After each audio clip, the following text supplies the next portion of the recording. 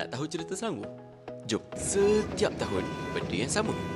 Bila nak balik kampung raya je, mesti jam dekat North-South Expressway. Kadang kereta bergerak sikit je. Lepas tu, berhenti balik. Rasa macam parking dekat highway. Tapi sebenarnya, ada satu lagi jalan alternatif yang makin ramai orang guna sekarang. Nama dia West Coast Expressway atau dikenali sebagai WCE. Highway ini di sepanjang pantai barat, dari Selangor sampai ke Perak. Jadi, kalau korang dari KL atau Selangor nak naik utara masa raya, bolehlah try dekat sini. Biasanya trafik lagi smooth lah sebab tak sesak sangat macam dekat Kelas.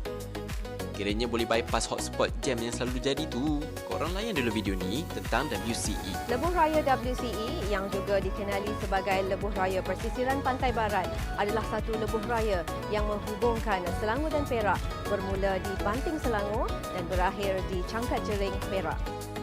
Kalau korang nak tahu dengan lebih detail tentang WCE, korang boleh pergi ke website dia. Tahun ni, kalau nak balik kampung tu, bolehlah cuba guna WCE ni. Mana tahu perjalanan balik raya korang kali ni lebih tenang. Tak adalah stres sangat dalam kereta tu. Dan mana tahu juga korang sampai kampung lebih awal dari kawan-kawan korang. Kalau korang rasa video ni bermanfaat, jangan lupa like, komen dan share.